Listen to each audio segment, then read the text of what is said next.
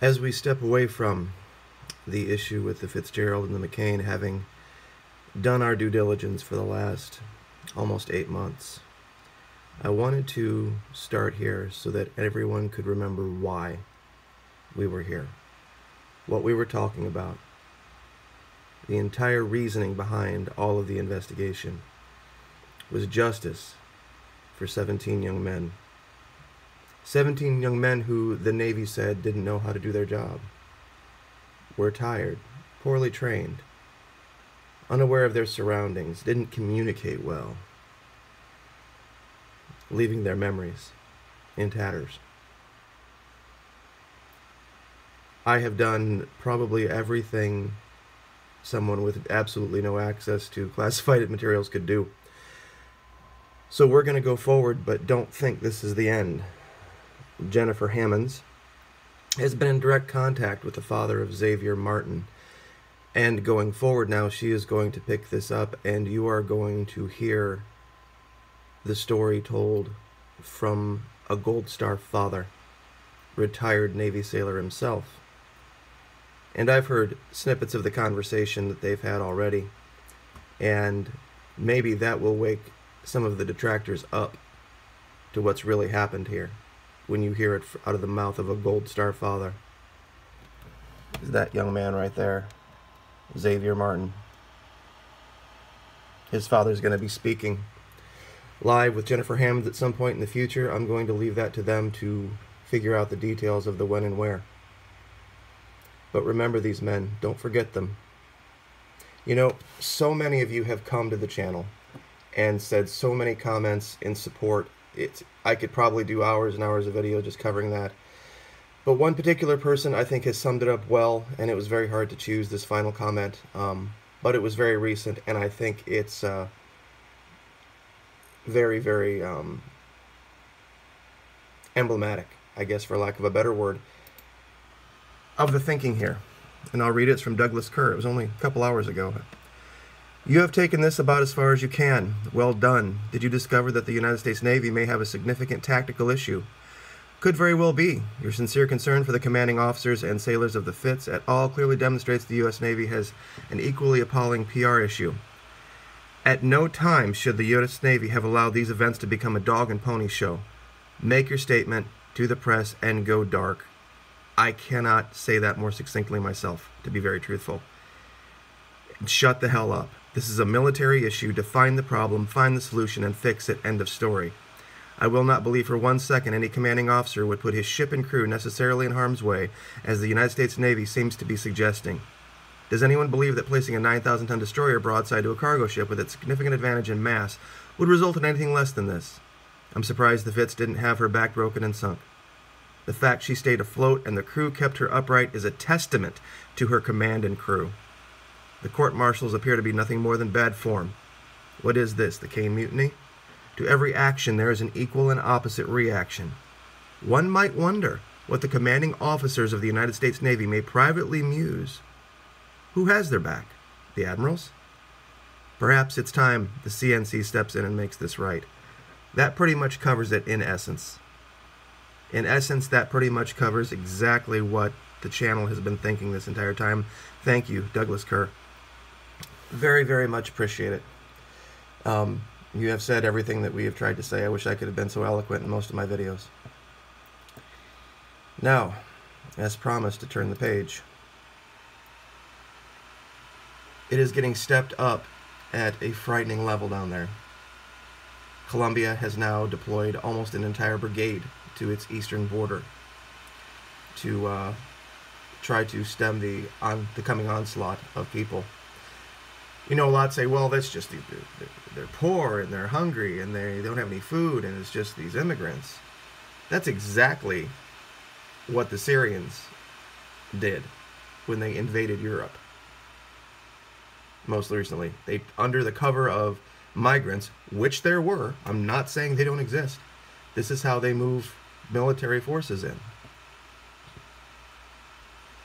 And just to give the number, Colombian President Juan Manuel Santos said Thursday 3,000 more security personnel, including 2,120 more soldiers, will patrol the country's borders with the Bolivarian nation, in order to control problems he says have been created by Venezuelan migrants. That's just cover, trust me. And here's the article that actually covers that. And it talks about, in this particular one, and this is all from Colombia reports, it talks about the problems that they're having that are getting out of control, that there literally is no border over there anymore. To curb illegal migration, Colombian authorities will no longer issue temporary border crossing cards, which granted 1.5 million Venezuelans short visits to Colombia to buy food and medicine. 1.5 million. Only those with passports and already issued temporary border crossing cards will be allowed to enter Colombia. So just to give folks an idea, well, before we do that, the more frightening thing that has happened now is the FARC has now decided they don't want to talk anymore. Peace is over. After getting rearmed by the Sinaloan Mexican drug cartels to the teeth, they are now stepping away from this peace process that got Santos his Nobel Prize for Peace. And they are now going to go back into the jungles, and they're going to start fighting again. And this time they're not coming back. You're not getting these people back to the table now. The FARC, the ELN, the Urabeños, the AGC, they're all going to come under one flag very, very shortly. And you watch Venezuela, you watch these coming elections. If they cut some deal and Maduro goes away and it leaves Aissami in power, you are going to have Hezbollah basically in control of tens of thousands, if not hundreds of thousands of soldiers, weapons, tanks, planes, naval assets, including submarines. A hop, skip, and a jump from Miami. You think, like I said, you think MS-13's bad? That little bitty no-name gang from El Salvador? They're nothing. They are a tiny drop in the freaking bucket compared to these guys. And it's already spilled over. This is from Ecuador. Bombed out police stations. And Ecuador, in case anybody doesn't know where that is, it's over on the western border. We're going to get to the map here in a minute. We're going to cover all this. But I just wanted to cover everything that's going on down there that you're not seeing anywhere in the mainstream media. You're not seeing it even in the page 2 and page 3. It's being buried. The war that is starting on our southern border, and not Mexico. This isn't about people coming here and getting food stamps. This isn't about people coming here and taking our jobs and all this other nonsense. This is about war. Flat out, heavily armed, not terrorists, actual soldiers that have been fighting for a very long time. And they're infiltrated. It's explosions at shift change. The only way you know that is if you're infiltrated. And this bomb that went off here was absolutely no joke. I want to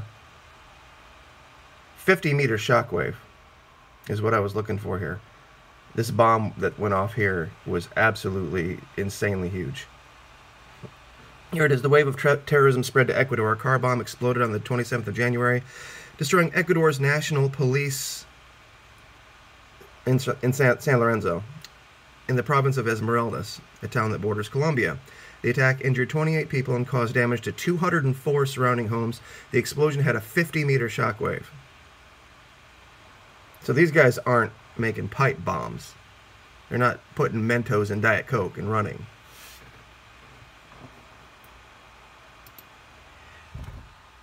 And Panama starting to see it too. Now, since they actually put this article out, they went back and they actually changed a word. When I initially read this article, and this is from Dialogo Americas down here, it talks about, it says, there has been a noticeable increase in activity by illegal networks seeking to penetrate our island territory and coastal areas to spread violence, which challenge and threaten our security. They changed the word never before seen to noticeable. It used to read never before seen because I remember taking notes on this article. the amount of people that are infiltrating the jungles around Panama. And it's not a country that is like really any other. And let me get to the map here. This is the Canal Zone. Okay, and just to give you the, I have the measurements done here, just to give you the idea of how big around it is. It's only 900 square miles, 128 miles around, 40 miles one way, about 20 miles the other, and I'm being very, very liberal with the distances of the actual Canal Zone here. This is the area that would need to be controlled by anybody who wanted to come in and take Panama. The rest of Panama is jungles and little tiny hovels and towns that mean nothing. All this out here, all this out here, there's some resort stuff out here, but this would be what you would have to hold.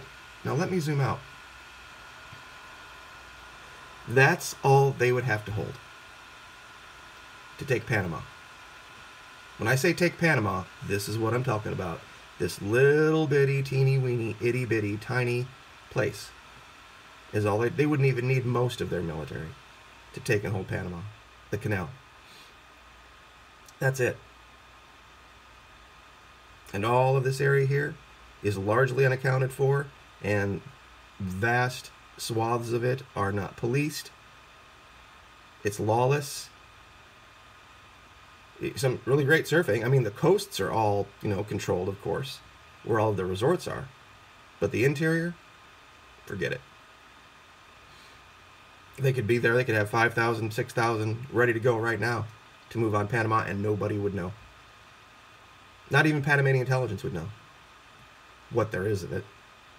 That's another video for another day.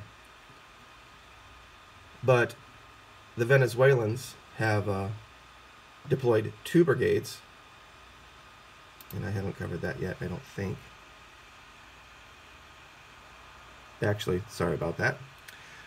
I covered the 3,000 from Santos, but it says, meanwhile, Brazil is also doubling its troops at its border with Venezuela, while relocating Venezuelans in the country to areas in the center. Now, doubling, you would have to know, well, what was it originally? Well, actually, I have that tab ready to go here. If you give me a second just to click it up here, because it was an article done last August where Tamara talked about this. On Tuesday, Roraima Governor Suela Campos officially asked Tamara's administration to dispatch 3,500 military troops and federal police in order to reestablish law and order. And that's Roraima up here. So they've now doubled that, from 3,500 to 7,000 military troops on the border of Brazil with Venezuela. So, back to our map. We have 7,000 Brazilian troops here, and we have almost 3,000 Colombian troops here.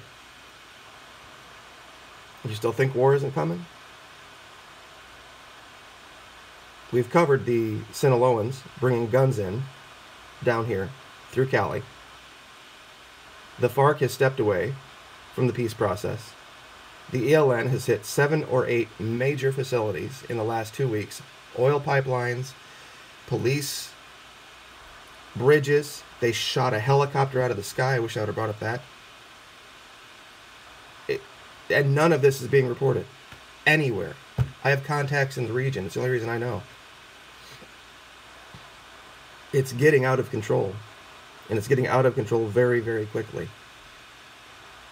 And this isn't a bunch of college kids out protesting, the lack of social justice for whoever. This isn't that.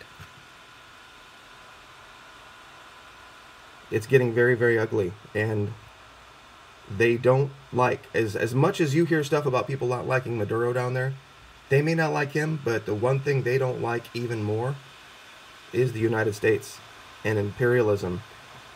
One thing that's going on in Panama right now, that it's a dynamic that it's very hard to communicate to anyone who's not there. With the issue with the Panama Papers, the people in Panama are very up in arms about corruption, very up in arms about high-level people getting off and high-level people being able to do things that normal people can't. So they're very against any influence from the United States right now, who they see as responsible for all of that corruption, where all of that money comes from and all of the demand for drugs comes from. So there's a very anti-American sentiment going on down there right now. And they would see these people over here, just like Maduro has accused Colombia of being submissive to the United States, they would see Panama as being complicit or collaborating with the United States. And they would take this, not out of a hatred of the people of Panama, but they would take this just to remove any vestiges left of U.S. influence in the region, just to make sure. And it dovetails with that report from the Navy about how, poorly trained our sailors are and how much of a risk they now present to the navies of the other. Even China said that. Right after this event with the Fitzgerald, and I don't mean to get back on that, but it's a good point, that the Chinese right after this said that U.S. Navy is poorly trained and we don't want them in our waters because they're a danger. And basically the U.S. Navy just put out a report saying, yes, China, we agree with you that we are poorly trained and unmotivated and tired and all this other nonsense. So the last thing I'm going to cover, a man named Tom Barnes sent me a link. And I've never used the channel, 360-something videos, to ever talk about spiritual belief. Because it's subjective. It's to the person.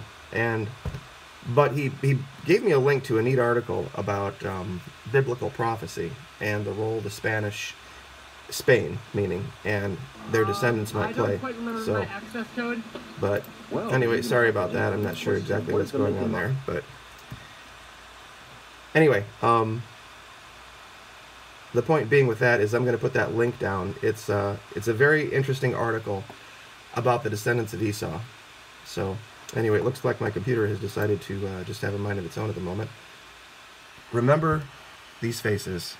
Remember these people. This is why we were here. This is why. And when Jennifer Hammonds brings the Gold Star Father on to start talking about the nonsense that he's gotten from the Navy, maybe people will start to listen. Like, share, subscribe. We'll see you next time.